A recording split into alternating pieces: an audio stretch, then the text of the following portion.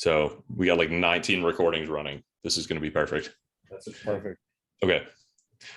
Chris Powers, thank you for coming on this podcast. Eric, I'm so excited about doing this podcast with you, my man. I appreciate you saying that. There's 100% chance that I'm more excited. And I actually think that I might be too prepared for this. And I'm wondering if that's a thing that you can relate to as a podcast host yourself. I can relate. And I would say that I think what I've learned is you get really prepared and you start there. And then actually over time, I think you're going to be able to do less of it because so much of it will be stored inside. But I have spent many days preparing long and hard for some of these episodes. I bet. Yeah. I think it's the old, like, make a plan and then let it go astray. Like if you have planned hard enough, the plan itself no longer matters. I have I don't know, 9 pages of notes. So we have 9 hours of podcast. And so I'll try to move this along, Yeah. But I want to start with a question that I think is a good, it's a good revealer of somebody. And I want to know who your heroes are. That's a great question. I've been fortunate to meet a ton of people. And I don't want to use the obvious one, but my dad is one of those people. And one of the reasons I think he is a hero of mine, and this is kind of weird because when he was alive, I was a lot younger and I definitely held him in such high regard. But now that I haven't had him in my life for 10 years, I actually have a greater sense of why I now have him as a hero. Not to say if he was still here today, I wouldn't feel the same way, but my attraction to my father has actually grown as I've matured in life, and probably I joke, all the things that I maybe, when you don't like your parents when you're young and naive, everything I didn't like my dad for early on is now what I have the utmost respect for. So that is one. In business, and I don't want to use the super catchy names, but Sam Zell has been a hero to me in the real estate world. I just think he's a fascinating mind. The current strategy that we're executing on in industrial, a lot of that thesis came from a lot of reading of Sam Zell. Which he didn't develop property. He just bought existing buildings. And at the highest level, his thesis was all you need to focus on when you're buying an existing piece of real estate is what is my cost at purchase and what is my cost to lease it up or create the value that I need to create. When you're developing and things take 4 or 5 years and you're dealing with all these kind of things that you're not in control of, there's a lot more. So too many variables. He's one. Yeah. Yes. Yeah. And then who we were just talking about before we started, I think if YouTube, most watched YouTube videos was a benchmark for who might be a hero, are the guys at Berkshire. They're just fascinating to me. And I get a lot of pleasure out of them. And that's business. And then I would say my modern day hero right now, and then I'll stop. Is probably Pete Chambers, who's a local guy. I've had him on the podcast and I've talked a lot about him. He has spent an enormous amount of time with me, preparing me for adulthood, preparing me for what a successful life in business could mean and how you could have a great life with that, or how you could have a very successful business life and a very terrible life in general. And so he is somebody that I immediately comes to mind when I think of someone I'm talking to almost every day and sharing a lot with, is a local gentleman named Pete Chambers. Okay. Yeah. I think, is there a lot of parallels between Sam Zell and Munger, or Munger and Buffett? Like the way you described him seems kind of like early value investor mindset, but in the real estate world. 100%. Okay. I mean, I would say Sam Zell is very much like the Warren Buffett of real estate, other than it's not a, forever hold, never sell type of thing, but it's a lot of very logical, almost take a simple idea and take it seriously, is Sam Zell to a T. Nothing he's teaching is hard to understand, but at times can feel so simple that you feel like there's a catch. Interesting. Yeah, okay. There'll be a lot of like first grade related or first grader level questions related to real estate because I'm such an outsider and you're such a pro, but that is like kind of makes it fun. I love Um, it. so like let's start early with your story, and your dad's a great segue to that because I know like one of your most popular tweets of all time is like about your dad and the career change that he made that was like a huge kind of context for you growing up and really like seems like an early domino for a lot of the rest of your life. It was. Isn't that crazy? That tweet got 260,000 likes or something like Oh that. my God. It That's so went weird. viral. And Yeah. I literally had been at breakfast that morning. There's some tweets you put all this time into or you think about a lot and it gets like no likes. Mm-hmm. I had just gotten out of breakfast talking about my dad and just fired it off while I was in the car. And the next 3 days were one of my wildest times on the internet. It went viral on Reddit and everything else. But Wow. um, yeah, so I was born in El Paso, Texas. And the tweet really was referencing what was the first kind of moment in my life that seemed kind of big and that I can really remember and was a life pivoting moment. My dad, was a lawyer for 13 years. Harvard educated undergrad, Harvard educated law, and was a partner at a law firm. And he came home when he was 37 years old. And this is maybe why it's something I'm talking about a lot more is I'm almost 37 in a couple of years. And now that I'm putting myself in his shoes, I just can't even imagine the decision that he made. He came home and he told my mom, I'm going to go to, I want to become a doctor. And, so there's multiple things at play there. One, a supportive wife. You're living a great life. Things are kind of coasting, partner at a law firm, and then boom, I'm going to go back to UTEP, University of Texas El Paso, get my prerequisites, and then we're going to move the family to Lubbock and start medical school. And I had another kind of tweet that kind of got a lot of attention, and this was on the idea that I think it takes a long time to become a doctor. And No it's been the shit. Yeah. same way for a long time. It takes 8 to 10 years minimum, 4 years Yeah. medical school, 4 years residency, and then if you specialize. And it just seems to me like that could be streamlined. That's not where I'm going, but we live the next 10 years of our lives, totally going through this becoming a doctor phase, which is 4 years of not making any money. And then another 4 to 6 of really $30,000 to $35,000 a year.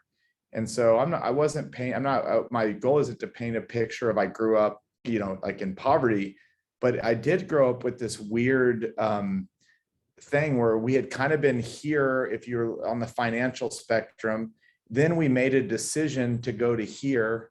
But we made the decision to go to here so that we could get back here, but be doing something like we were forever passionate about because we only live once. And that was like my dad's biggest thing.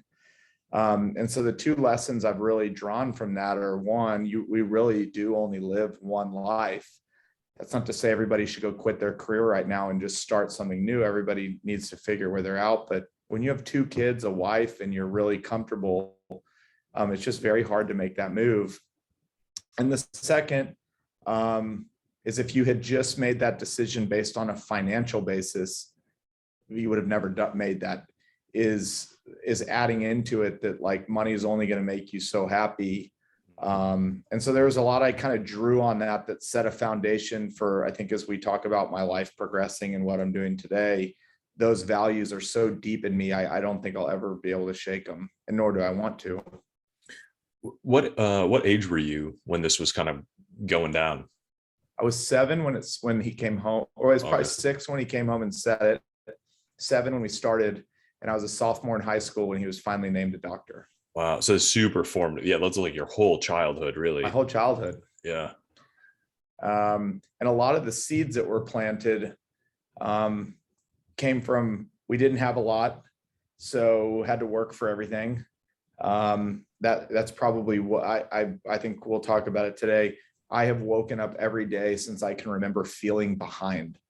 People like, behind what? And I'm like, I don't know. I just feel like as soon as my eyes open up every day, is like, I just got to go do something. I become very, if I'm complacent, I become irritated, not irritated in a negative way, but like I gotta kind of do something. And, I remember my mom, and on one end, again, the lesson of being a supportive spouse, for him to have achieved that for 10 years, somebody had to support him. But for her to even allow that decision to be made or support it is huge.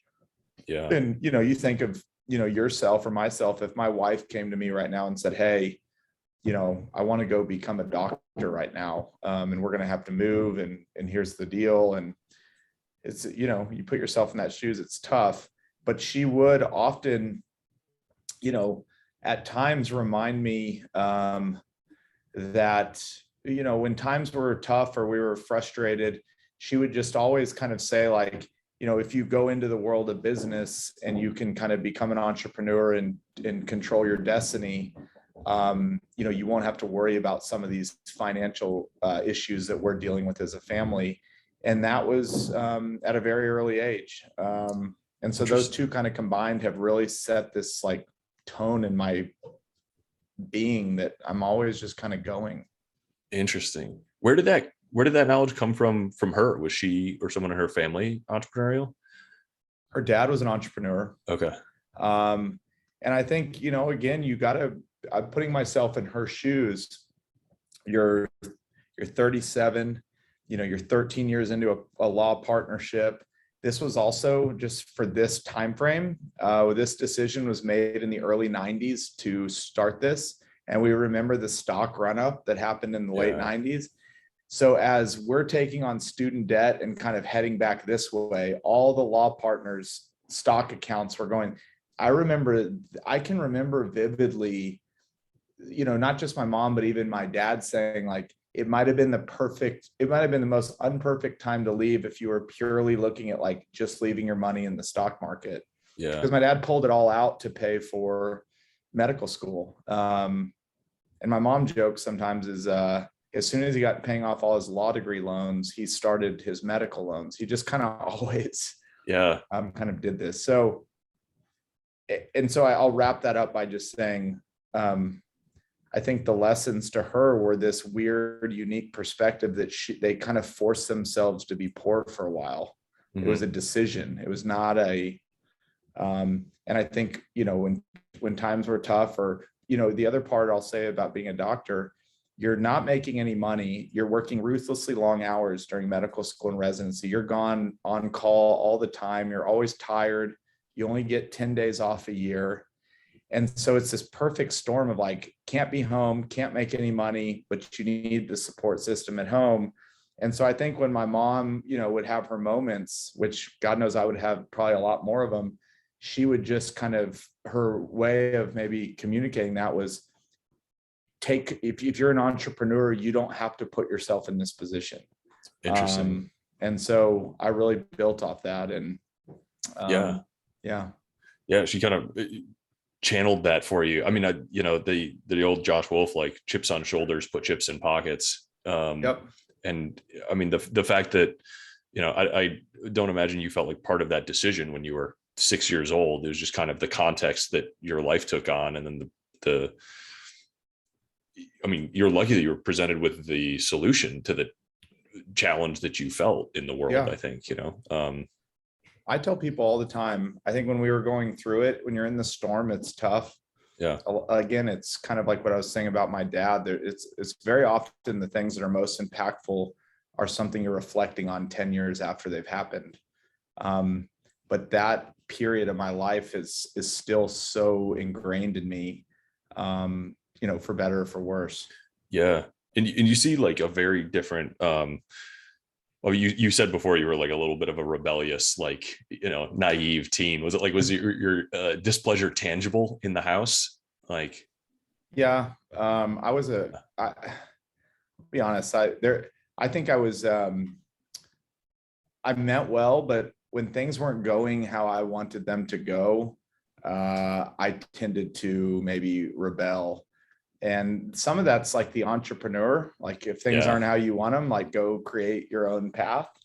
So it's not that I was like disrespectful to people or, but I just kind of wanted to do what I wanted to do. And when you're in high school, like an example would be, hey, you're in for the night. And I would always sneak out and go to Mexico with my friends. And they're like, That's no, but that's such a crazy Texas thing to do, by the way. Like, I grew up in Detroit. We would go to Canada, which is like way more tame than like, oh no, we'll just head into Tijuana and see what's going on. I could leave my parents' backyard, get picked up, drive, walk over the border, and be in a bar in Mexico, probably within 20 to 25 minutes of walking out of my house. That's how close it is in El Paso. I was not prepared for that. Yeah. And it starts early, unfortunately, but I got to experience a lot kind of at a young age. That was El Paso back then. Yeah, you grow up quick in the Mexican bars as a high school kid. The first time I went over, I don't know if I've said this publicly, I think the first time I went over was probably when I was 13 years old. Holy shit. Yeah, because all of our friends had older brothers that were seniors in high school, and it was cool to do that. Go with them. And so, yeah, I just, I kind of marched to the beat of my own drum. And I'll tell a funny story of why I think some of my rebellion has actually changed my life.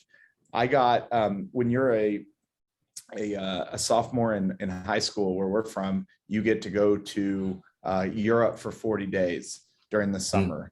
And you kind of start learning about this trip in 6th grade. So like for years, it's like the thing. And it's guys and girls going to Europe, 40 days, teachers are chaperoning, but it's like the trip. Well, I had gotten into a, kind of a series of just being a stupid teenager. And my dad finally said, "You're not going to Europe." And he meant it. Like I had already screwed up enough that like there was no one more chance. And so I just told them, I said, well, great. Well, if all of my friends are going to be in Europe all summer and I'm going to be here, I'm actually going to go to take summer school, and I'm graduating high school a year early.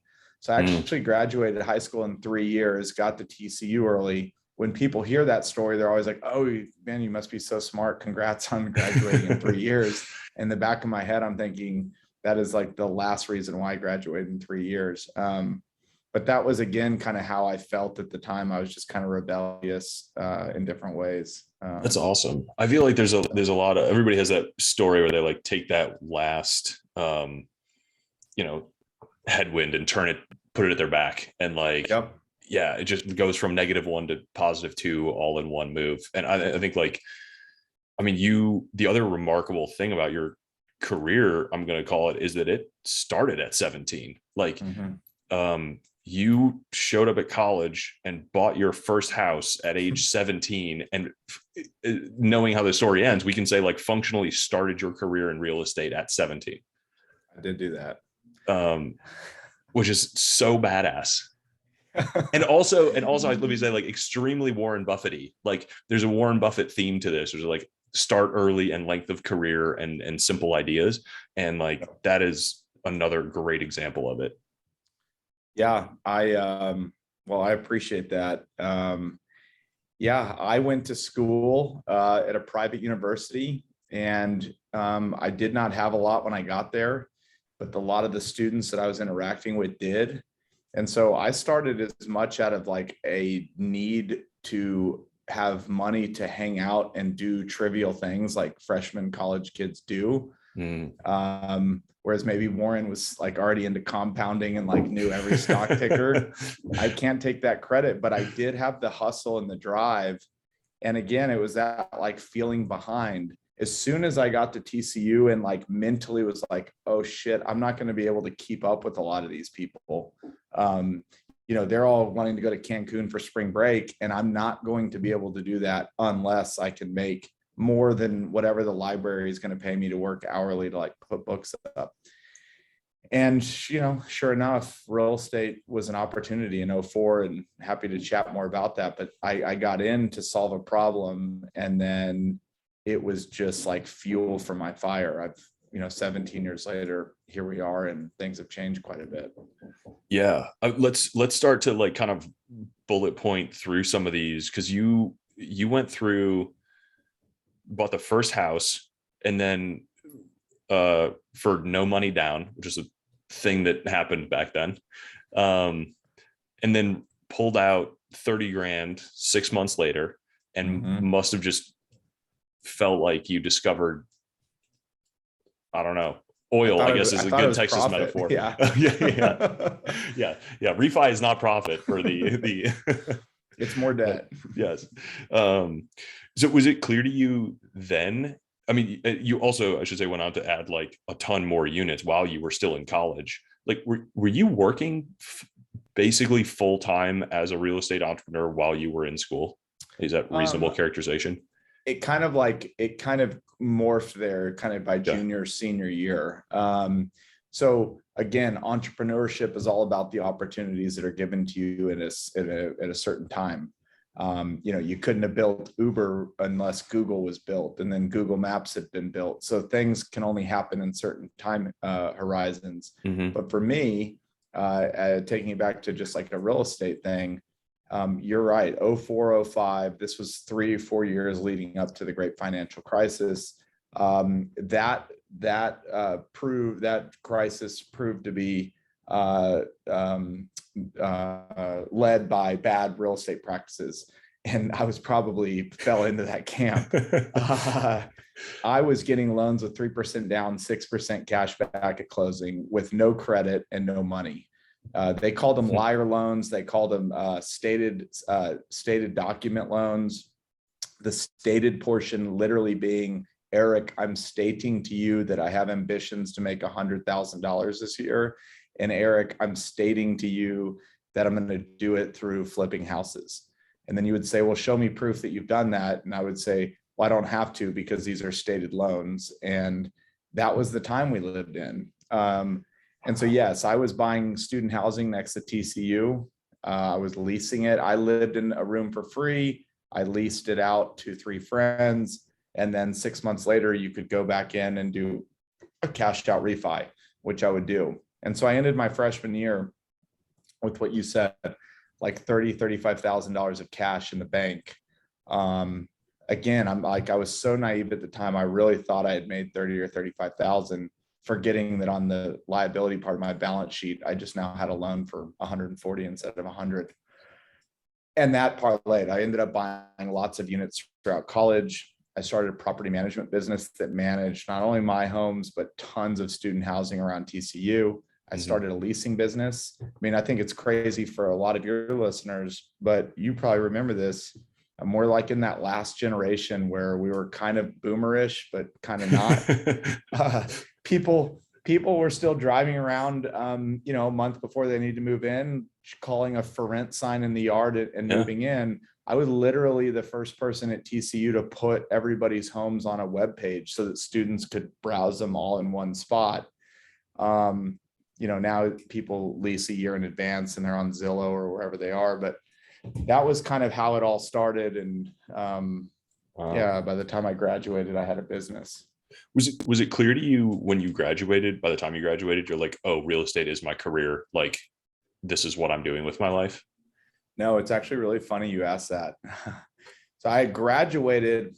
So I started college when it was probably the best time ever to get a loan. And I graduated at the end of 2008, when it was probably the worst time that in our lifetime that we can really remember. But it's funny because all throughout college, there was so little planning for this. I thought I would go work at like Goldman Sachs or one of the big investment banks on Wall Street. In 06, 07, like the cool job was like investment banker. Now it's, tech and everything else. So I just kind of had that in mind. And then it kind of started dawning on me as I was getting nearer that, like, how would I even go take a job given what I had built? And then by the time the economy crashed, there were no jobs. So it was kind of like, this is what we're going to do. And the truth is, that's what I would have done anyway, because I couldn't have left it. But I was really not left with any other choice. And so then I really said, okay, I'm going to commit. Here we go. And what did it look like to commit? What committing looked like was,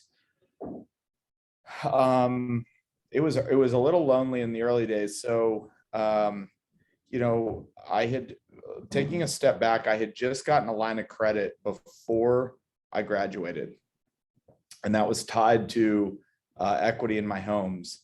And I was going to use, and this is before the crash, I was going to use that to buy more homes around TCU, but I would just be able to buy them quicker because I had a line of credit. Mm-hmm. And it was almost perfect timing because in the crash, it allowed me to go buy foreclosures. I mean, people forget this, but 12 years ago, when the economy crashed, every single property listed on the internet seemed like a foreclosure. Things that had been selling for 130, 140 grand, I was buying for 25 to 30,000 a year later.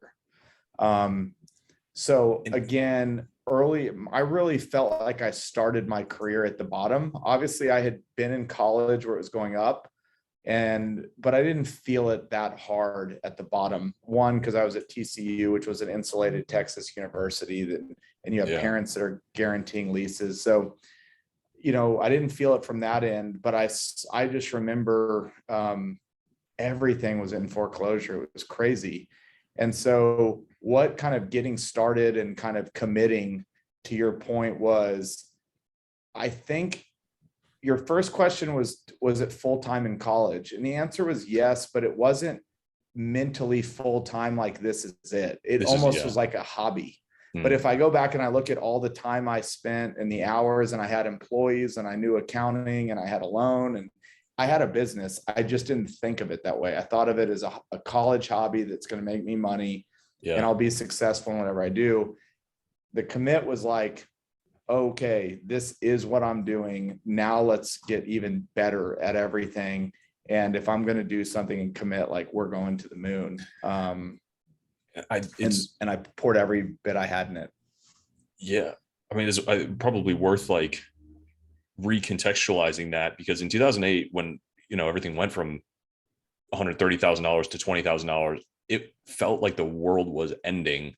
Mm-hmm. And having the confidence as a 21-year-old recent grad to deploy debt against what you already owned into those assets. Like in retrospect, it's a no-brainer because it's 10 years later and everything was back, but it looked like the world was ending.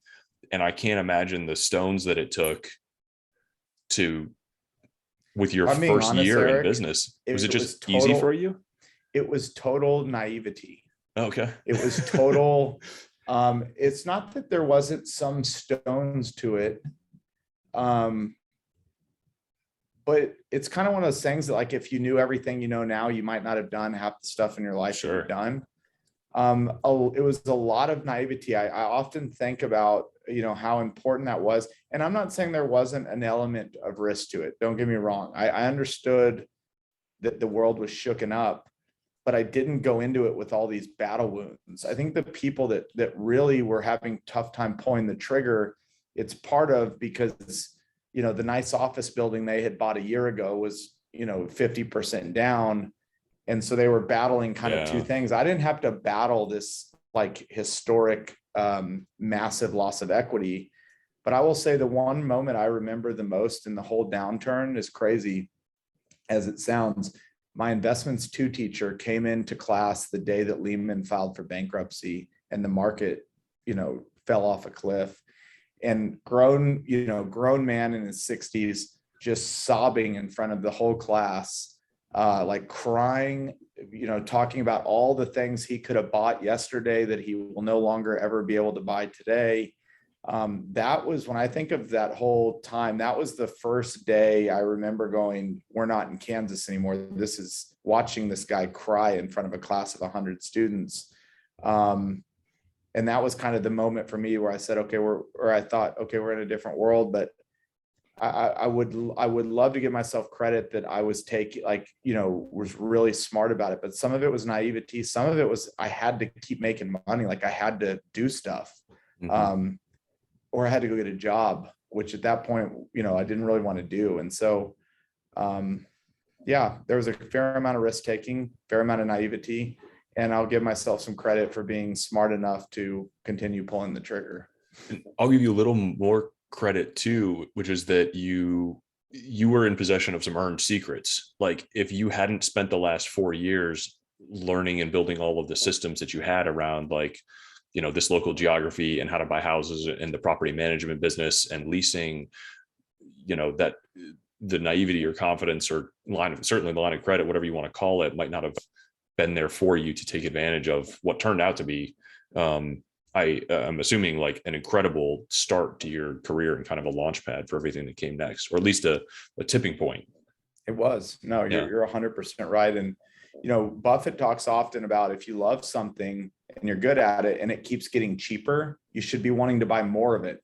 Yeah. Actually, the risk goes down. Again, I'm not saying I was even thinking this at 21, yeah, but I do remember at times thinking, I can buy this house for 30 grand that was selling for 140 last year. I still not giving myself the credit to say that I fully understood what all that meant. But at the time, I will say, like, it was very rational to me that why would I not want to do this? And the only thing I could think was if the world is never going to go up again, then I might be making a bad decision. But again, if you go look at any chart on real estate, I just Google, real estate prices is it's been growing for thousands of years. It's got to come back at some point. Yeah. So they were very kind of not immature, but very kind of basic ways of thinking about it. But I do remember thoughts of, this would be silly if I didn't buy some of these things. Yeah, I think this story kind of shows why you have what most people, if they're lucky, get in their 50s and their 30s, because you started really putting your own skin in the game and making moves. And I've functionally been an entrepreneur since 17 and maybe before that. And it's really cool. Andrew Finn, in another of our conversations, said he's like, your career as an entrepreneur hasn't started until you feel the repercussions of your own decisions, and you're actually making decisions with your own consequences. Don't mistake 20 years of employment as 20 years of preparation for entrepreneurship, because it's different. So true. I think this is a really sort of interesting thing. So this, I really like to kind of build career stories through looking at really big inflection points.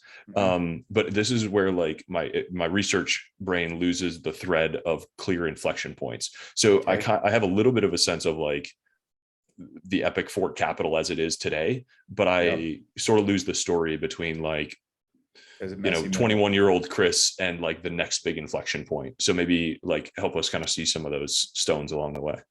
Yeah. So started buying foreclosures, and to me, Fort Capital seems like this thing that started when I was 17. Mm-hmm. The legal paper trail would say there's been some name changes along the way. We started as Powers Acquisitions, then Powers and Company, then Powers and Curtis, and then Fort Capital. But I've always just been working on the same thing. I've had a few partners come and go. So I think you're right. And I've actually, somebody's mentioned that to me before. There's kind of this gap that I don't talk about as much, not because I'm not proud of it. It's just, to me, it just kind of is boring, to be honest. But I think everybody's got those the messy middle years. This is where the messy middle. Yeah, the cocoon. You're Chris is in the cocoon. So I met I was flipping homes. Part of where I was messy is this period I was doing, at this point is okay, I'd proven myself. I'd actually had some money. I'd made, relative at the time, some money. I was single. I had plenty of time. And now I had raised money from people, and I really kind of started having some real confidence. And so I was doing lots of different types of deals. And so I would say from 2000, let's say I graduated in 08. So 2010 to probably 2015 is kind of that gap that doesn't get talked about as much. And I was a custom home builder. I was building spec homes. I had a small team of about 5 people. I was buying land. I was VC investing. I mean, I was kind of doing everything. But the key things that mattered is I was always able to raise money because people trusted me, and I had a track record of, making successful deals happen. But I had not really found something to build a company on. I was focused heavily in student housing. And so I don't talk about it as much because it almost felt like at the time I had taken what was like a company doing kind of one thing, which was student housing and kind of homes. And then I'd kind of like let it all turn into like this deal shop where I was just doing deals. And then I realized it took about 4 or 5 years and I did well, but the infrastructure of my company was like super weak, I would say, in 2014. It was all dependent on me. It was all predicated on me. I never knew what I was going to wake up thinking about the next day. Again, I felt kind of successful. I had lots of deals going on. I was always busy, but I quickly started seeing like I wasn't compounding really in a way and not creating leverage in any one thing that was going to allow me to recruit better, hire better, raise larger sums of capital. Like it started dawning on me that all these things that were important to build a big company, and one that I wouldn't have to work in every day, there were just decisions I had to make. And so that 5 years was that 5-year gap in between, again, was still running a business. I had 5 or 6 employees, but I was doing a lot of things. So if you were to say, hey, what were you then? I would have said I was a real estate investor. But if you were to say, were you a developer? Were you a home builder or student housing? I just was a local Fort Worth, all the above. Fort Worth was my kind of background, and any deal I could get done in Fort Worth because I knew it so well. I was the Fort Worth hometown real estate investor, Chris Powers. But I have like always, like I said, I have had big ambitions. And at that point, I had maybe talked to enough people, read enough, kind of smartened up to go, I really need to start pouring all my energy into one thing and get back to being really, really good at one thing. And a lot of people kind of knock on this book, especially on Twitter, but I couldn't disagree more with anybody that knocks on it. Good to Great by Jim Collins is an incredible book. It changed the way I looked at the business world, is part of what I changed. I think a lot of the people that don't like it haven't put a lot of the practices into play, but he basically just says, like, you cannot find a great company on this planet that didn't start with being really good at one thing for long periods of time and just doing the same thing over and over every day, but just trying to make incremental improvements. And that's compounding. Like what feels like a small improvement every day over 10 years is an enormous growth, but you never get that if you are changing asset types every day. You're never compounding. And so I started reading that book, and you know, I was surrounded by people and I built a great network of people. And it just was so obvious to me by about 2014 that I was never going to get where I needed to go unless I brought it all back in and started focusing really deeply on one thing. I'll stop there for a second. Yeah, that's a really, that's actually, I have a whole like kind of section about the idea of focus, because that seemed, you know, everything I've read and heard you listen to before, or listen to you talk about before, that moment of deciding to focus, really like streamline the whole company and give you a lot of clarity on the path forward that is defined sort of, I don't know how you classify this path, but like 2015 to basically where we are today. Yep. Right. With, so let's do like, why don't we do that kind of chapter? Like what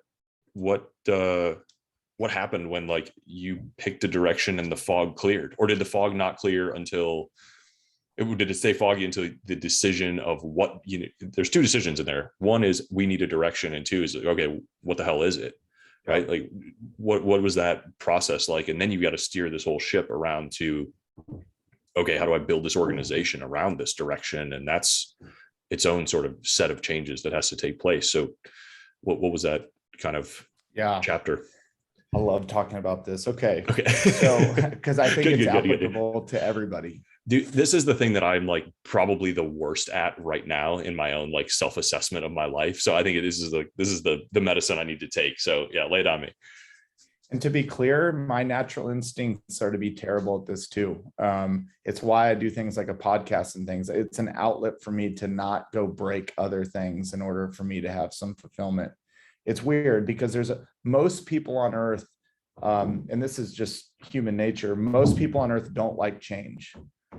They don't like not having clarity. They don't like the idea of waking up, they would rather, I think it's like people would rather be unhappy and secure than happy and unsecure, if that makes sense. Predictably unhappy then. Yes. Yeah. But the crazy part is entrepreneurs by nature are the complete opposite. They love change. They love variety. They love big ideas. They love moonshots. And so what you have is this person that could naturally go all over the place leading a company, and the majority of folks willing to work for them being the total opposite, going like, we just want to know our lane and we'll do really good work, but we don't want to be surprised. Yep. So what became apparent to me, and this is not like this is some novel idea, it becomes apparent to every successful company at some point, or they're never going to go the distance, I think. When you're recruiting, people want to, like, really talented folks that have a tenured career in something, they want to know what they're joining. And if you can't really even tell them what they're joining, that's a problem. I'm not saying you can't recruit, but you can't recruit at scale, and people want to know, what are we doing? How are we doing it? And how am I getting paid for it? And when your answer at the time is, we are kind of a deal shop, is, well, we're doing all these different kinds of deals. They're all structured differently. I can't tell you in a year if we'll still be interested in student housing. So you might go spend a year really learning student housing, and then great, you got those skills, but now we're going to go get into like office buildings. That doesn't work for people. Again, it goes back to compounding. It does work for some people, but you cannot build a great organization that continues scaling correctly when there's no kind of North Star. So that's one thing that focus gives you. Two, capital. This conversation kept coming up over and over. So I said, one of the things I was good at early on is raising money. And still, that's a strength of mine. But what happened was, these small kind of friends and family deals we were doing around town, and I'll categorize those as capital raises less than $2 million per deal. You can kind of pass the hat around enough, and if you've been around, you can get that done. But when you start trying to raise like $5 to $10 million for a deal, everything changes. And you typically, you're starting to meet more professional investors. And over, I kept hearing, hey, you're great. You have a good track record. We think you're going to be successful. But if I'm going to give you $5 million, I need to know for this, let's call it student housing deal. I want to know that you're going to wake up every day dreaming about student housing. I don't want to give you $5 million for a student housing deal, and tomorrow you've woken up and you're thinking about, land. And that kind of started coming up. So the two things that were really dawning on me was, to build a great company, you need great people, and you need to build a recruiting machine. I think our mutual friend Brent Bashore has been outspoken about this lately, just about how great companies are essentially just recruiting machines. They can recruit the best people. They can do it when they need to do it. And there's never this gap. So if I was going to do that, I had to recruit. And if I wanted to raise the capital to grow a bigger company, focus was going to matter. In each of those situations, it was kind of about focus. And then it was just kind of like the idea of really learning at that point what compounding was going back to that employee example. If you're going to spend a year on student housing and you're kind of going to get this momentum, okay, I've kind of figured out how to pick a market and how tenants work and how to build the units. And then all of a sudden at the end of the year, you sell that project and you're like, you're moving to office, buddy. For me, the entrepreneur, it can feel great because we're just doing lots of stuff. But for my team, it's like this game of stop and go. As soon as they're getting good at anything, you stop it and then move them into the next thing. So I'll start there by saying that was why needing to focus became a priority. And then we can, if we want to chat a little more on that, we can. And then we can talk about what we decided to focus on. And then we can talk about the results of those decisions, which have been, I would just say very good. Yeah. Let's, I'll spoiler alert slightly, because I think I've listened to you on the Owned and Operated podcast, which is an awesome podcast, and you guys spend a ton of time on sort of the specific thesis around the focus on Class B industrial in Texas, which is like where you ended up focusing. But for the non like real estate industry folks, like let's go to the results of that focus. I mean, it sounds like both on the talent side and on the fundraising investor side, people knew certainly much more what to do with you. I'm sure brokers that you were working with and just like phone calls in the industry, you started to get more kind of what you were looking for, and more of that flywheel took off. But let's get to that kind of like what happens once you start really focusing and how quickly that can happen. Because you guys built a huge company in the last 5 years. Yes, we did. Yeah. And the what you just said, that keyword flywheel, I think about that word every single day, whether it's in business, even with Eric, what you're doing with the podcast, in your almanacs, in your content, like everything is reinforcing everything, and it's going to make whatever you're trying to do within those feel easier. For me, I think of every flywheel as, this year, I'm going to give a spoiler alert, but I think the press release goes out tomorrow. Fort Capital will do $500 million this year. And for me personally, I felt like I was working 100 times harder to buy $1 million in a year than I did this year to buy 500 million. So we can talk about why that might be. When you are focused on something, and you were talking about the brokers, and there's no better spot to be in life. Let's say our friends up in Omaha call it like a web of deserved trust. Yeah. Then when you've worked with the same broker for 10 years, and I can just pick up the phone and say, hey, Steven, whatever we need to do. And it's like, okay, done. As opposed to, the new guy in the industry that's been in or the new gal that's in the industry for a week, she's going to call Steven with some ask, and it ain't going to happen that way. It could take years before Steven finally gives that person the thumbs up. Mm-hmm. But when I remember being young going, why does this old fart down the street get all the deals, and I'm the one working hard and he's like not doing anything? Well, because he's put 40 years into doing those things, to where in theory it should only be him having to pick up a phone. So we could use that analogy for a lot of things. The investors that we know, we have 760 now. 400 of those have invested with us multiple times. 100 of those probably 50 times. So I don't have to reconvince that person that's been in 50 deals with me why they should do the 51st. Like in fact, if I'm having to do that, something's really wrong with the business. The people that have invested us the longest, we joke all the time, they do not even look at the deal. They trust us. They've been in every deal. Yeah. Because they're probably in 30 of our deals right now. They're receiving distributions every month. They see their bank account is full of Fort Capital. But that didn't happen overnight, but it's made it much easier. So it's why when the next guy joins the industry and he's like, why is it taking me 10 weeks to raise all this money, and Fort's doing it in 10 hours or whatever? That's just the byproduct of like a lot of focus, these deep relationships that have been created with tons of trust. And there's just some things in life that just time has to take its toll on. You can't build that trust with somebody in a week. No matter if you went to somebody and you said, I love you, I'll do anything for you. Eric, you're my favorite person in the world. There's nobody I like more. You'd be like, that is all awesome. But I would have to prove that to you for years before finally you were like it was just understood. Yeah. Is a relationship sample size. Yes. Yeah. I think that's totally reasonable. And when someone wants to get married on the first date, that doesn't always work out. And then you talk about like internally with a team.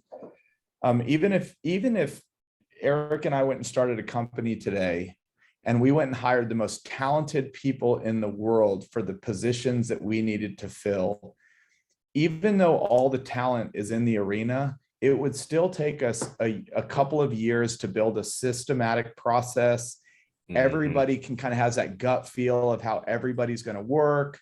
You can talk to each other in the common areas. I mean, all these things happen in harmony but you got to give it time to kind of bake. It's like cooking a brisket. Like it just takes a long time, but damn, the finished product is good. When a Texan talks to a man from Kansas City, you get a brisket talking barbecue brisket. metaphor. Yes. Um, Yeah. No, I think that's so true. Like I've always thought that the value of long-term coworkers, like shared coworker relationships, is like deeply unappreciated, and it something that like is. Silicon Valley tends to not um appreciate as much. Like you can really, because there's a lot of kind of short-term turnover, but you can Yep. really get a lot done when you got the same people working on the same, next to each other on the same projects for 20 years, It's because of that insane. trust and communication and everything that comes with that.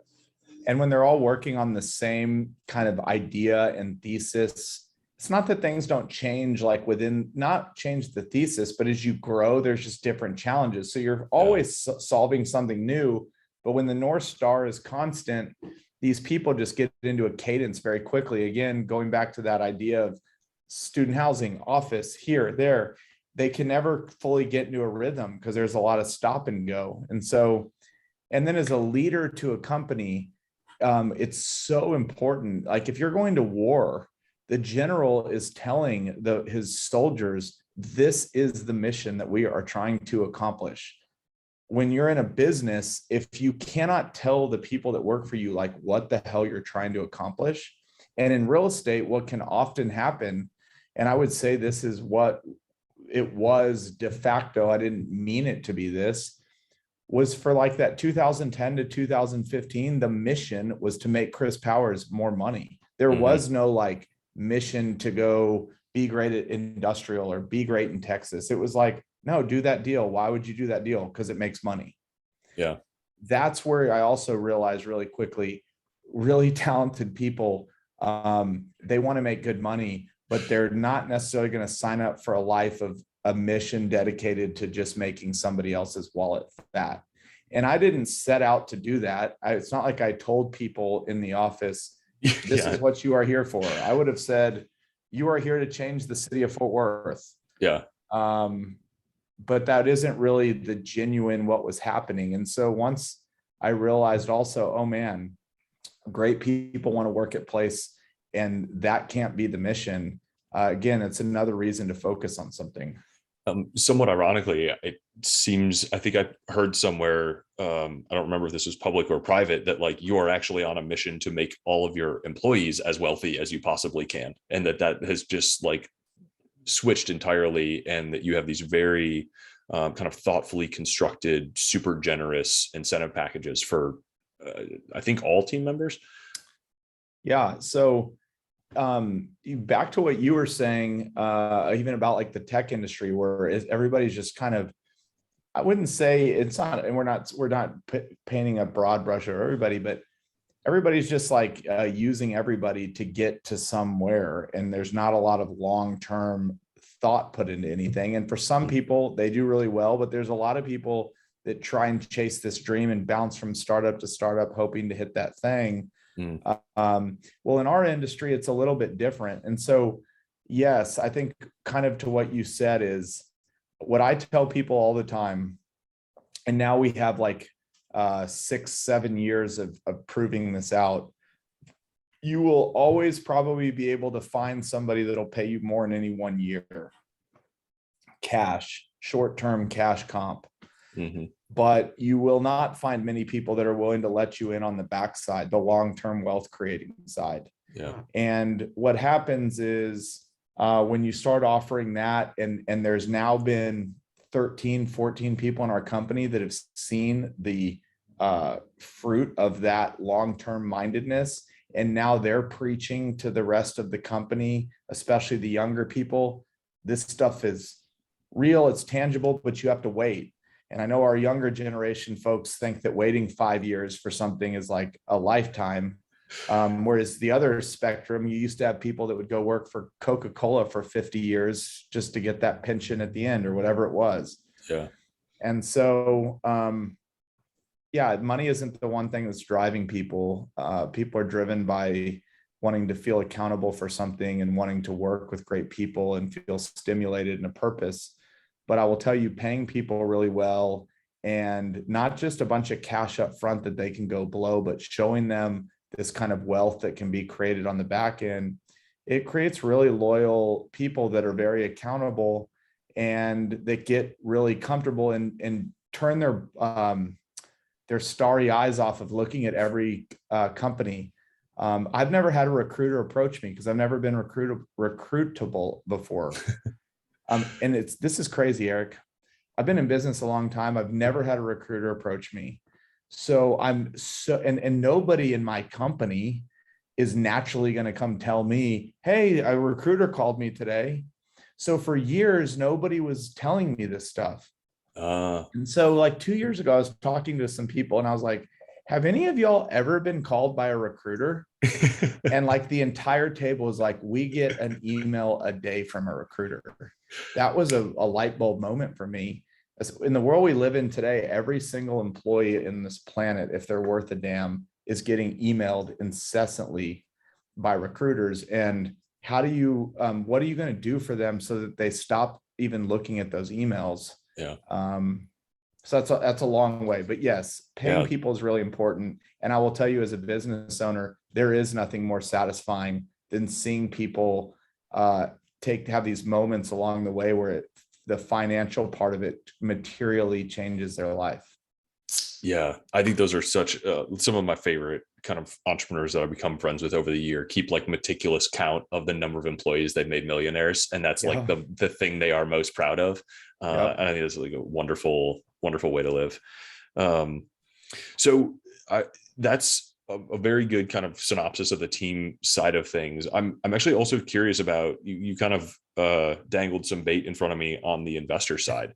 So I know you have almost 800 investors actively in deals, and probably a list of potentials that surpasses that on your email list that reads the newsletters and or the quarterly letters and things like that. What are those investors like? Are those individual kind of retail investors? Is that all institutions that you work with?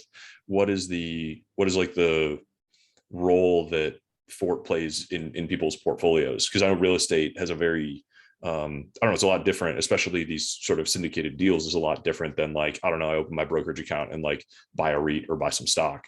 So like what do people come to you for as on the investor side of this sort of marketplace that you facilitate?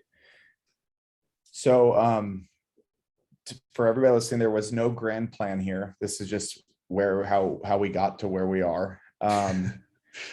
So prior to going to a great private university with a lot of my friends that had dough, I started raising true friends and family money really early on. And 17 years later, I wouldn't even say 17, I probably didn't raise money till 13 years ago, but 13 years later, it's evolved because I keep meeting people. And so I'll start, one thing I'm proud of those 760, I've never solicited somebody to invest with us. So we've never sent out like a letter to Eric that says, hey, we're Fort Capital. If you've ever want to invest with us, we'd love to hear from you. Everything has been a warm introduction or some type of inbound from something we're doing. And so the answer to your question is, I have folks that can write a $50,000 check all the way to somebody that could write a $50 million check. So the depth and the range of who sits in that 760, maybe your audience will like this a little more. We're closing 5 deals this month, total of 150 million in value, which means we raised about 45 million in the last 60 days. Whoa. I have an $18 million raise down in Houston that I believe has like 78 investors. I would say our largest check is $1 million and our smallest check is 100 grand. And there's a range in there of how the rest is filled out. We have a $16 million raise that we did. We actually took, on that deal, we took one investor for 13 million. And we raised the other 3 from 10 or 15 people. And then we have a lot of $5 and $6 million raises that might have 30 or 40 investors. And I think the word retail, when people are listening to it here, often think, oh, these are the people putting $1,000 into a deal. I think retail is changing quite a bit. I call it capital is everything in the world is kind of democratizing in real time. We're living through this. Everybody has access to everything. Things that the guy on Main Street could never get is like readily accessible. I think we're in this gap over the next few years where people are starting to, it's almost like a trust thing. It's like, if the Main Street guy is getting in this thing, is it really that good? Yeah. And I think what we're proving out is the institutions are losing all the leverage they had by being able to write these enormous checks and dictate the terms. And society is still trying to wrap their mind around why the Main Street guy is being allowed into this deal. And a lot of it is because a lot of the people that have the wealth on Main Street to put in these deals haven't for so long, that what you realize is they still have this like chip on their shoulder. Like, is this really happening? Are we really getting access to this stuff? That is happening at record speeds. And when you look in real estate specifically, the largest fundraiser in the world right now is Blackstone's BREIT, which is their retail REIT that they've created. They're raising $3 billion a month right now, all from doctors, lawyers, everybody. So the answer to your question is, I believe we've always been asked to be a fund. We've said no. We want to do deal by deal so that we can dictate the terms of each deal. We're not hamstrung to these terms for 10 years in a fund. We don't have to sell when the fund docs tell us to sell. So we have strayed away from being a fund, and we've strayed away from institutions because they kind of like to create relationships, in my opinion, where you feel like you're working for them. It's almost like you're lucky that you got our money. And I'm not saying we're privileged and lucky that we get our investors' money. I mean, that's always the case, but not to the degree that they cut your fees down. They tell you how to operate. They tell you how to do all these things. When I believe, if you're going to invest with somebody, I believe you should invest and let them kind of do what they do best, not invest unless the investor's bringing a set of terms. Yeah. So long way of saying syndicated deals. I think this democratization of capital is, especially in real estate with crowdfunding and everything, is accelerating at rapid rates. And as we sit here today, I'd rather see our company get to 5,000 investors than wake up one day and say, we don't need 760 anymore. Let's just go find one investor and just stick with them. Yeah. And there's technology and tons of software out there that make having 760 investors unbelievably easy to manage and administrate. Yeah. I mean, I'm not familiar with the real estate industry, but I see that happening. Like AngelList is doing that in the world of startups, right? So it is way cheaper and easier from a legal and like financial overhead perspective to have a lot more investors in a deal. So what are those? And this is like one of those first grade real estate questions. So like if a doctor shows up and like writes you $1 million check for one of these syndicated deals, how do they recoup on that? Is that paid out in like they get a share of rents of those properties over a long period of time because they own a percentage of the equity of that property? So I'll answer the question and I'll preface it also with just for listeners to understand. When you sign up with us, we have an investor relation team. We're doing full background checks on everybody. Everybody has to be accredited that invests with us. And what I would tell you, the most fascinating thing I've learned, and I'm not going to mention some names, but some of these people on the internet. If I say this one, you actually probably will like immediately go to it. But good, there's friends of mine. One of them out in LA, and when you at first blush, if you're just looking at Twitter profile, you might not know who you're dealing with here, and then it turns out they've sold for $50-100 million to Facebook, Twitter, whatever, and they're living out in LA. They're 28 years old, and so if you had just kind of judged a book by its cover, you might have said this probably isn't going to be a fit. And then you talk to them and you're blown away. Some of our largest investors that we've met off Twitter have like 30 followers, no profile picture. They just lurk. Yeah. And if there's anything I've learned is, one, we need a good process for vetting people, but two, it's the people that I expect to show up that I'm like disappointed by. And it's the ones that show up that I'm like, this is going to be a waste of time, that I'm just mind blown And again, that world is evolving. Your question on how they're getting paid back. Eric, you give me $1 million. Dr. Jorgensen, you give me $1 million. You said it was a doctor. I did. I am not a doctor. There's all different types of structures. So I don't necessarily have to talk about how we could structure that investment, because we can talk about lots of different ones. But to your question, yes, you would be paid back a couple ways. From the rents and cash flow that are generated by owning the property, you would get your pro rata piece. So if $1 million bought you 30% of the partnership, you get 30% of that. And then when we go to, if we create value, you often hear the refinance, which basically allows us to pull equity out. So quick, math for anybody. If we buy something for 10 million and we put 3 million down, that means we have 3 million in equity, $7 million loan.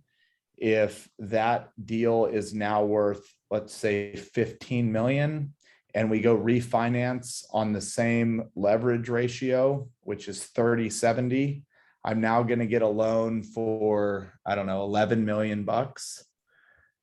That's going to allow me to pay back some of my original down payment to investors. Did I explain that correctly? Or I think so, but you're the expert. Yes. So okay. Yes.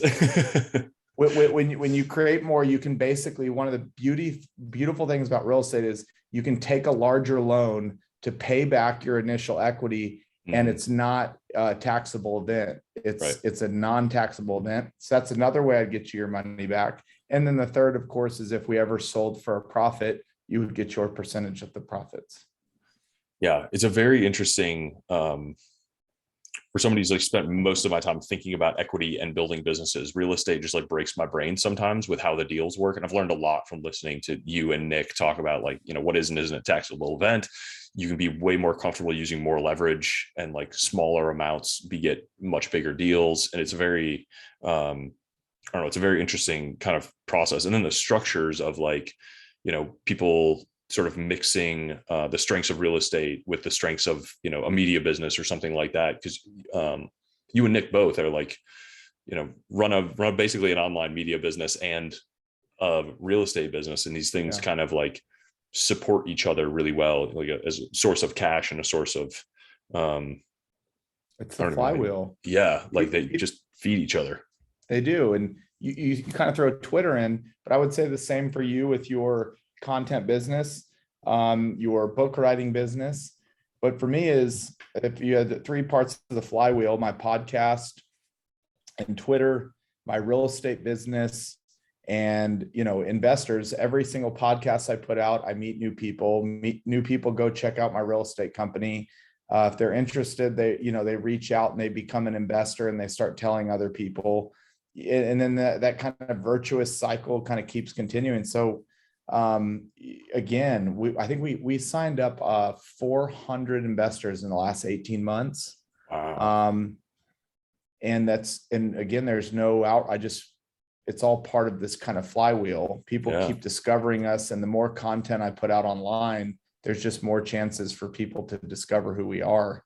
And that's a lot more fun to me than flying around the country cold calling on people to invest with us. Yeah, the podcast is super fun. I love it. Yeah. Did you set out with any intention or expectation of like what it would mean to your core business? No, I think in my first teaser episode, I literally said, I don't know if I'm only going to do 10 of these.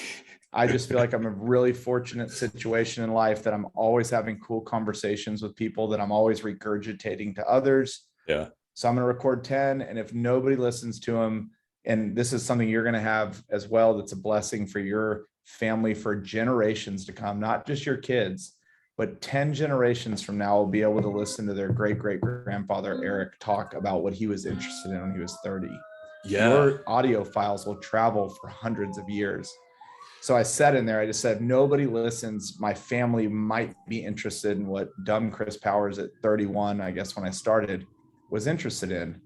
If I end up doing this for 20 more years, just podcasting, I always think about that now. It's as much about in the moment as I'm creating this library of stuff that for hundreds of years in my family will be available for people to listen to. Yeah, I think that's incredible leverage. I mean, creating audio not just for parallel listening, but well into the future. Yep. And I can't wait to upload all these to like some AI generator and like create a digital troll version of myself to like haunt my family forever. Like my Twitter account is going to live endlessly. Like, You're like Tupac. yeah, yeah. I want my hologram to exist and hang out with all you guys forever. Oh, that's funny. I hope our posthumous Twitter accounts are friends with each other. They will be. I mean, I'm sure they'll continue. Oh, Yeah. I'm literally thinking about pre-scheduling tweets 100 years out. Oh yeah. Yeah. Why not? Uh, Oh, that's funny. so that digression is a good segue to my curiosity about the divergence of like the focus of Fort Capital as a business and the Mhm. focus of like Chris Powers as a guy. Yeah. Like, are you in your life, was the focus epiphany to really focus the business or to really focus your life, or did one actually like sort of free up the rest of your time to like indulge your broad set of curiosities in the rest of your life? So it's such a good question, and there a lot of things I've learned today that I didn't realize would happen in the moment. Okay. So one, I am naturally the irony of this is I am probably naturally the least focused person you'll ever meet. My mind naturally wants to do 100 things. Yeah. Um, and so you're sitting here going, well, then who's this guy to talk about focus? So I'll regress a little bit. If you want to accomplish a lot, so when people talk about Elon Musk and they're like, how does he run these 6 huge companies and where does he have time in the day? His focus is really on building great companies that can have leaders and say super focused on one thing, but he's not doing all the stuff in any of these. Mm-hmm.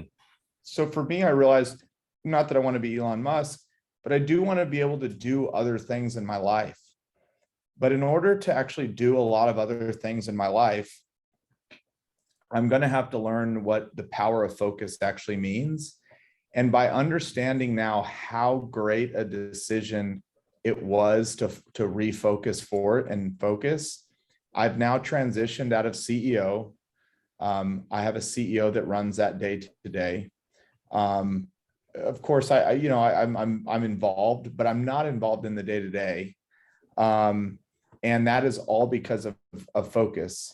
The second part is, I guess it reinforces this. Whatever I get involved in, I realize is going to flounder and be more of a distraction if I don't put enough attention and energy up front and focus into it, or have somebody working on that to keep the focus. Mm-hmm. But if everything in my life is always, hey, come join Chris Powers, and we don't know what we're going to do the next day, it's just like quicksand. And so the answer to the long answer to that is I understand the power of focus now. And I would tell you, younger Chris might have started 10 more businesses since I transitioned out of CEO, which was about a year ago.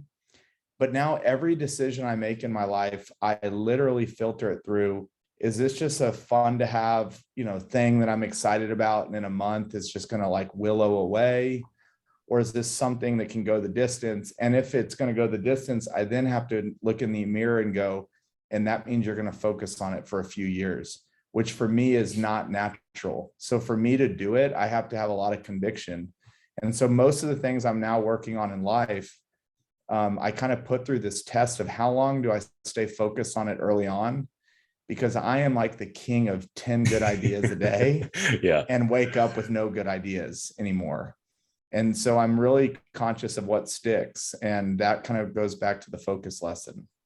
Yeah, that's interesting. The other thing that I hear in there that I'm curious if you agree with is it also has to be big enough and self-sustaining enough to warrant someone other than you spending their full-time attention on it in order to make it sustainable. Like if you are not going to do this for the rest of your life, you got to know that it'll support, a manager or a CEO in its Yep. own on its own. The reason is because I know naturally I'll burn out on it eventually. Yeah. And so if it can't be that, then I'm going to be the killer of it. And I don't want to go waste 3 or 4 years building something that I'm going to kill because I have an ADD issue. Yes. So wise. Which again, so true. It's so true. Yeah. When I hear about, and you kind of mentioned like your ability to stay focused, but I would say when I think of writing a book for years and years, that is a level of focus that I can appreciate probably more than a lot of people. Now you might sit there and go, yeah, but I was doing all this stuff. It was hard to maintain on it. But just the fact that you stuck with it for 3 or 4 years, and we were talking about this right before we started, you're about to go do book number 2 or book number 3. Every single one will feel easier and easier to get done. The time will get cut in half. And if anybody asks you, well, why could that be? It's because I've stayed focused long enough to know what I need to do. And that's how it felt to you guys iterating through deals over and over again, just building that system and set to kind of do more and more faster and faster at 4 Capital. 100%. I mean, yeah. the most easy example I can give, and I won't go on a soapbox on this, is if you and I go out tomorrow and we both look at the same building, we'll both stand in front of it. Nobody's going to give us anything. We just get to look at it. And let's just say it's in Fort Worth. I'll have a logical conclusion in a couple minutes in my head. You're going to have to go back to the office. You might spend days trying to get to that conclusion, calling brokers, researching the internet. I'm not any smarter than you. I just have 15 years of looking in that, like I have 15 years of knowledge in my head. It would be like if I tried to come write an almanac right now, I would be paralyzed to begin with. It would take me years. And your second one's going to feel, it's going to be done half the time and feel like half the effort. Yeah. So I've got a few more things to pull your string on here. Okay. But I think you set me up for something that I'm certainly curious about, and what are you doing day to day now? So you're chairman of 4 Capital. You've handed over the CEO reins. You're actively repressing the 10 ideas that you get every day and putting them through this filter. You're podcasting your face off. And I know you have like kind of a few other sort of side projects that I'm curious to see kind of like what your pie chart of daily life looks like right now. So you can't see it right now, but I'm sitting in an office, and I guess we're not going to have video, but I'm sitting in an office that is now, when you walk in the front door of this office, it says Powers Capital on the wall. So when I always thought that was a miss. You got an awesome name for be an eponymous capital formation. So I'm glad you're finally using that. I'm doing it. Yeah, it didn't take me long to come up with that name. I was actually really surprised it was available, but it was. So the podcast, I'll get through the podcast is this. When people ask me, are you trying to make a lot of money off of your podcast? I think what they're really asking me is, are you going to sell lots of ads and like generate lots of revenue, like tangible revenue? And yeah, I might sell an ad or two, but the way I look at the podcast is like this top of funnel for the rest of my life. Mm-hmm. And the cool part of it is it's not work. I'm getting to talk with cool ass people every day. And just like what you're probably doing right now, I selfishly just ask them what I want to know. Yep. And it turns out there's a lot of other people in the world that want to know what I want to know. Not because I am some smart guy, it's like, because we all kind of want to know the same stuff. We want to unlock these doors. Yeah. So I have this top of funnel for my life. It scratches an itch that I get to meet with really interesting people. I get smarter. Great. That is why I do the podcast. And oh, by the way, I might not go sell hundreds of ads on there and be able to show you a P&L, but I can promise you there's revenue showing up in other businesses and things I'm involved with. How much, I don't know, but my guess is over the next 50 years, I'll look back at my life and go, that podcast generated a lot of value. It's, I've met so many people because of it. So podcast, that's how I think of it. Mm-hmm. Fort, I still own, north of 80% of the business. In that role, I'm starting to become more like a Brent Beshore or a Warren Buffett of sorts. I have a meeting there Monday morning. The CEO and I have been partners 8 years. Amazing friend of mine. I talk to him all the time. But I'm truly learning I still, a year in, I feel I gave myself 2 years. I'm learning how to be an owner. Mm. So if you're going to let somebody be CEO, they are CEO. And Warren has talked about this a lot, that it takes one time of you. I was CEO forever. I was founder. New CEO is going to make a decision that I don't agree with.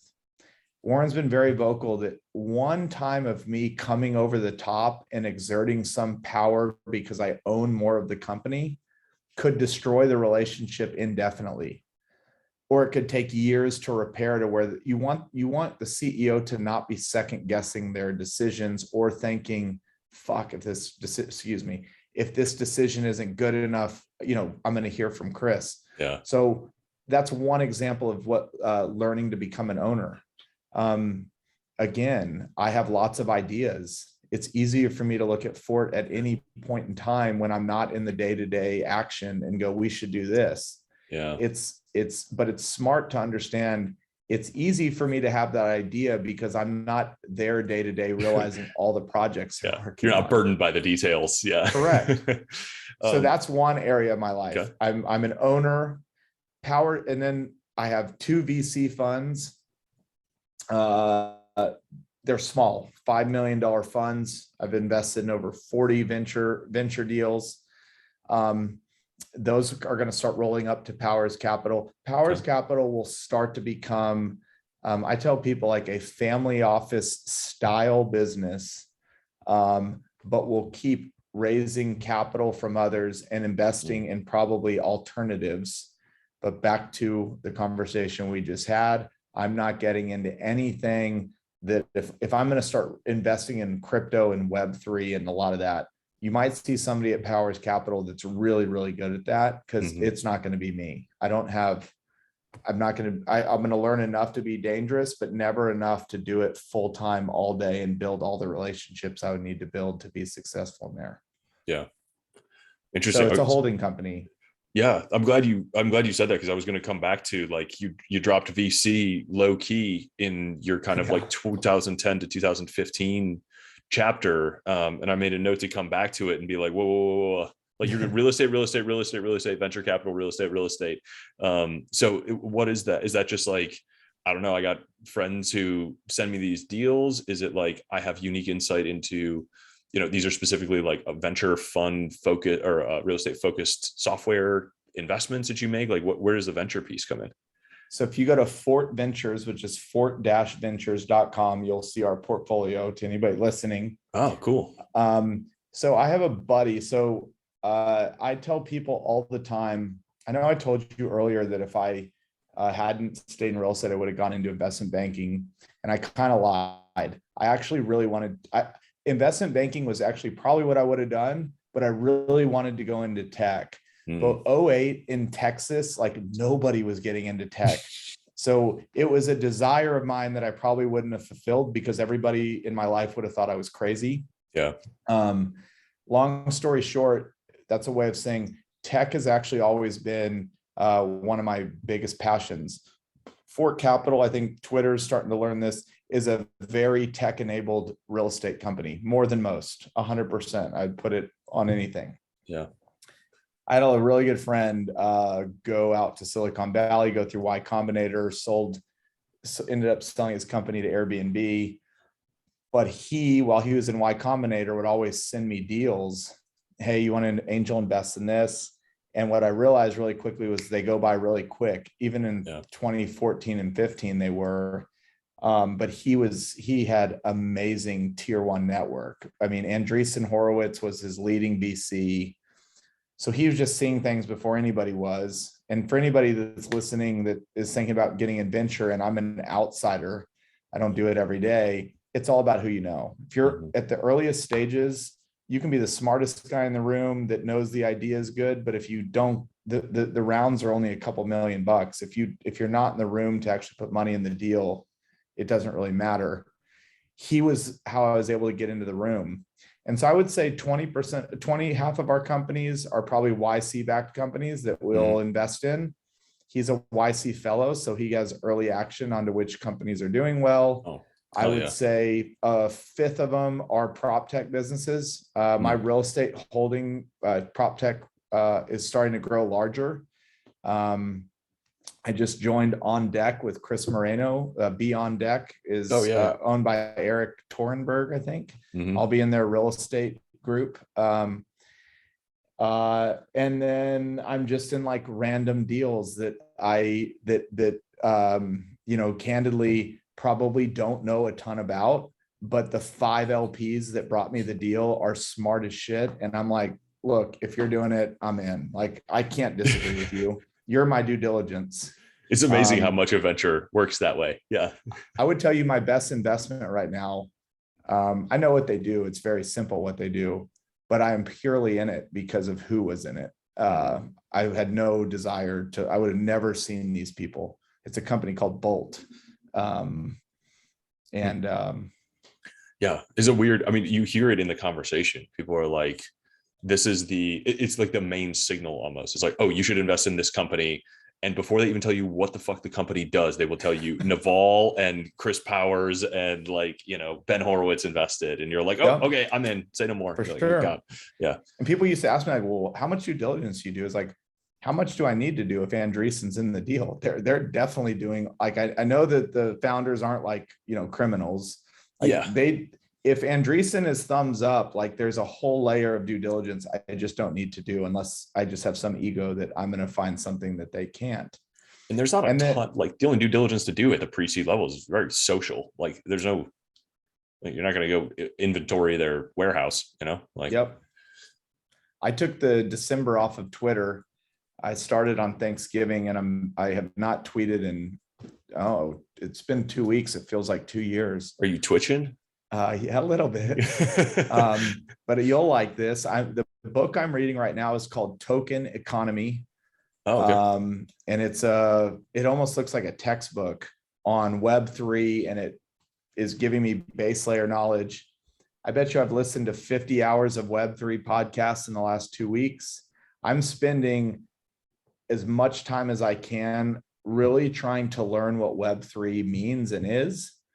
And then if, again, going back to what we said, is if a decision was to even try and do something there, it is the first thing I'm thinking is who's the person, not how far can I take it? And so I would wrap up, what am I doing? Powers Capital, I have my own money.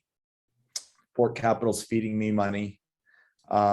But we've learned how to raise money for real estate. And I get asked all the time, well, can you raise money to get us into other things, maybe more passive? And as the podcast grows and as the network grows, I'll just have access to things that a lot of people won't. And often you can get access to things because you can write a larger check.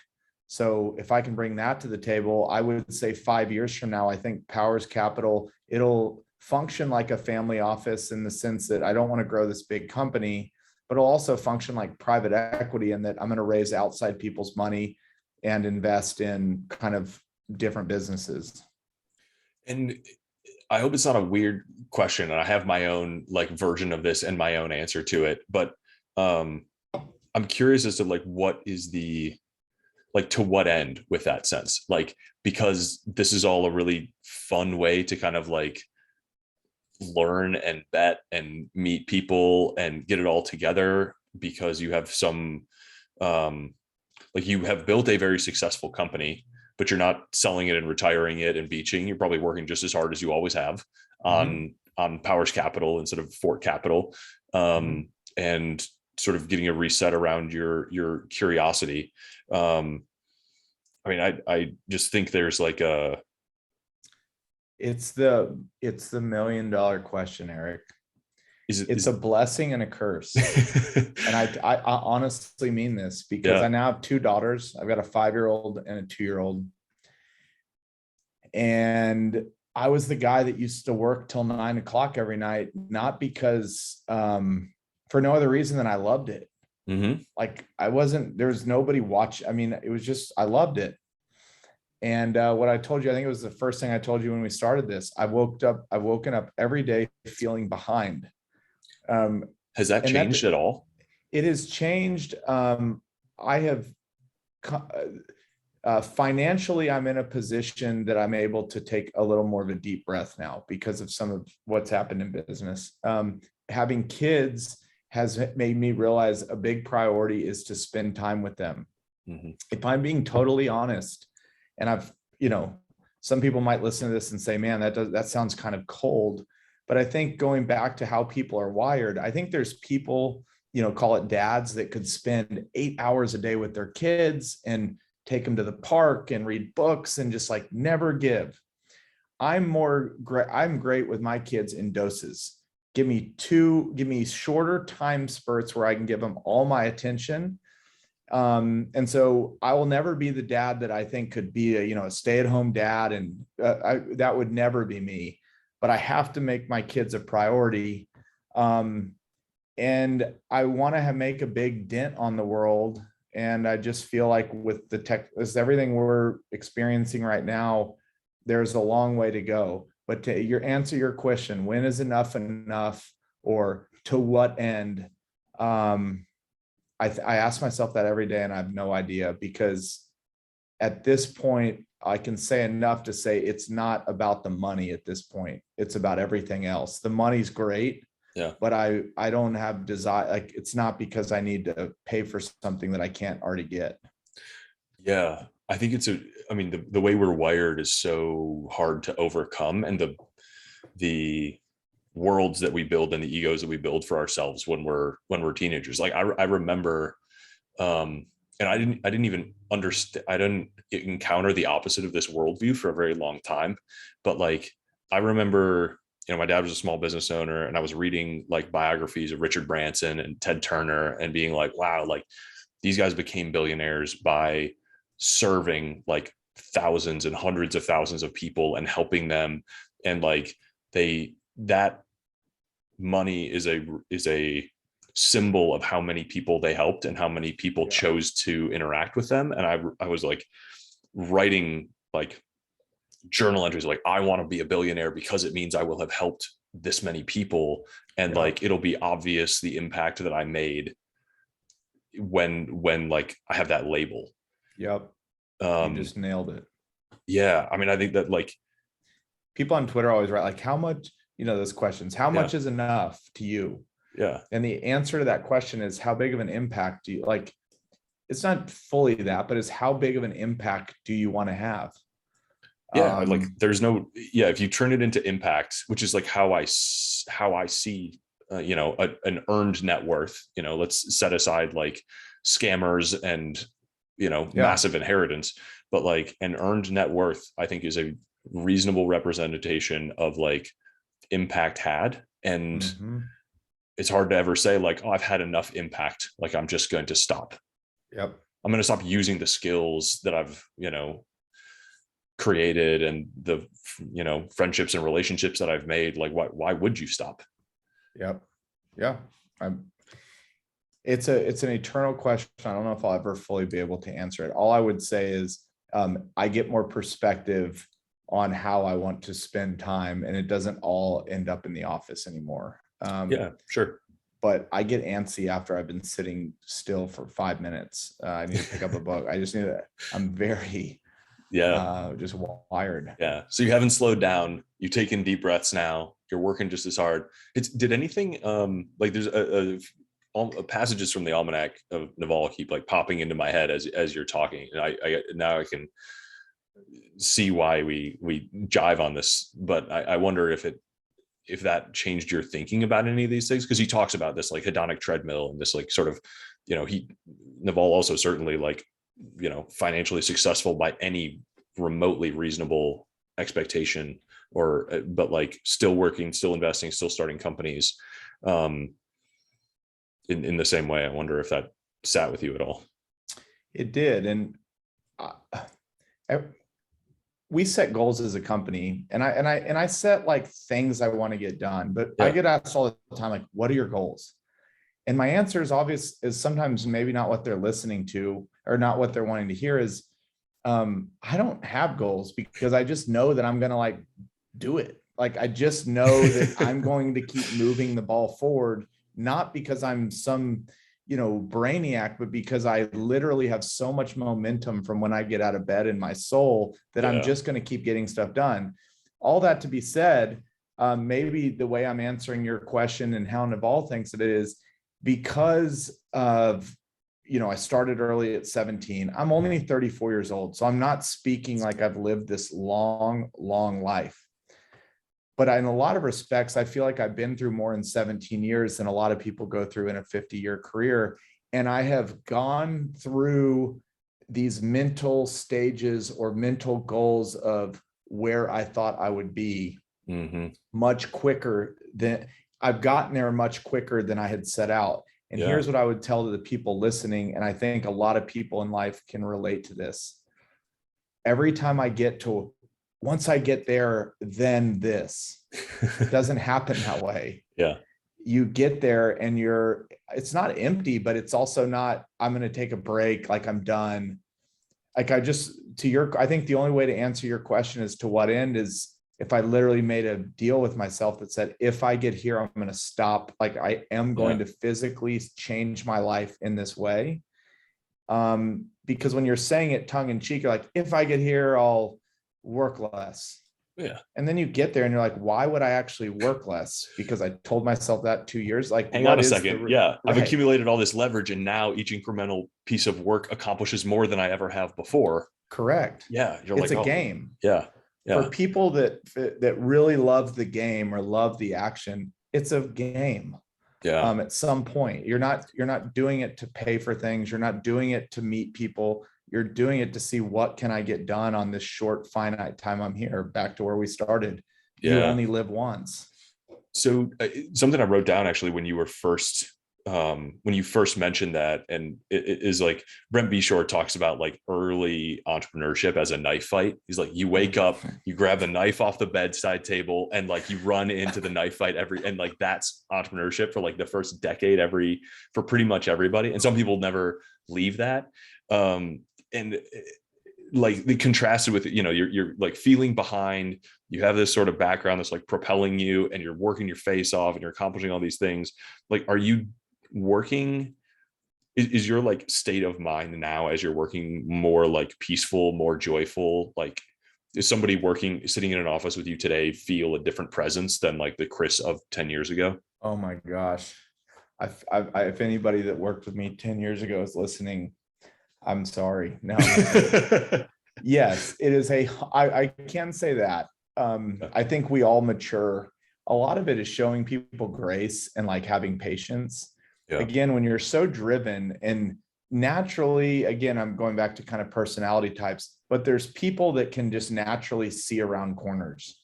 I would put myself in that category. I spend my entire almost waking life thinking about the future. I'm never really, people ask me about like a year ago. I cannot tell you what happened a year ago very well.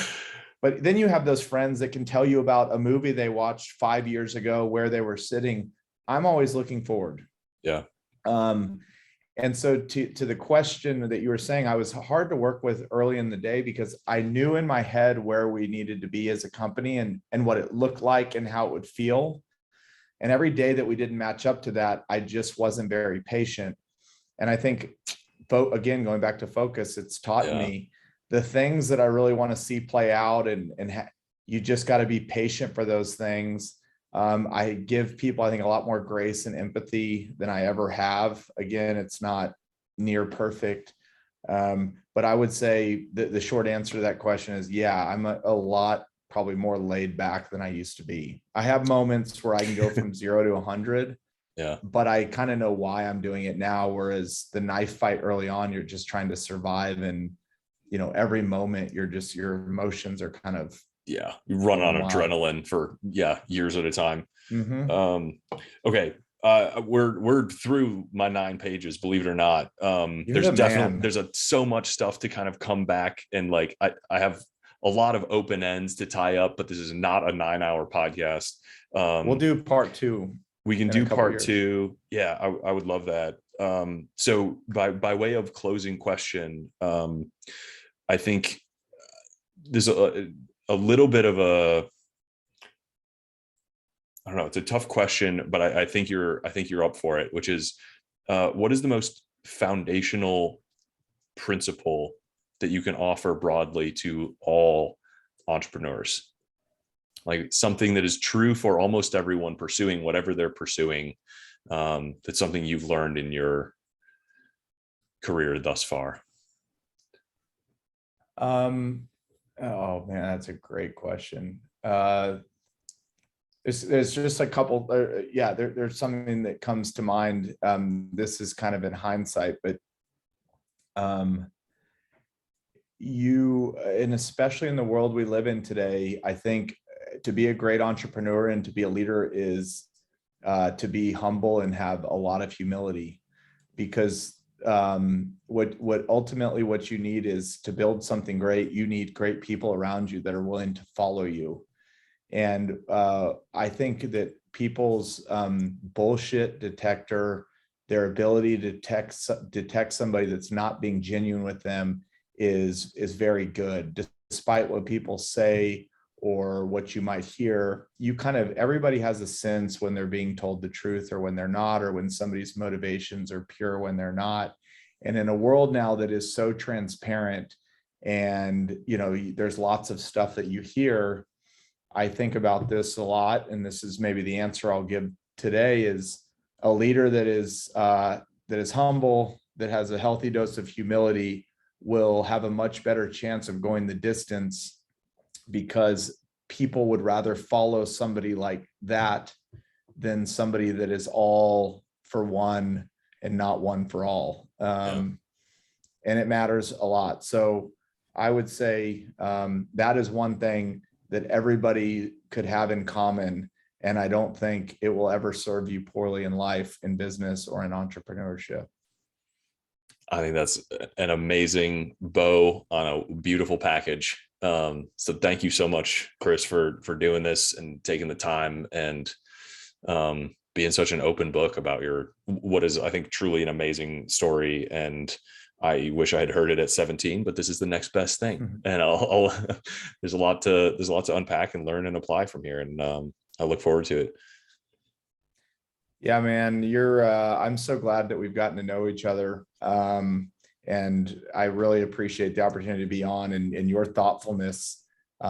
You haven't done as many episodes of me, but I literally spent half of today taking notes. This was an incredible episode, and you asked me a lot of questions that made me think really deep. So good. Cheers to you, man. And I look forward to hanging soon. I'll see you at Capital Camp. Yeah. All right, dude. Later.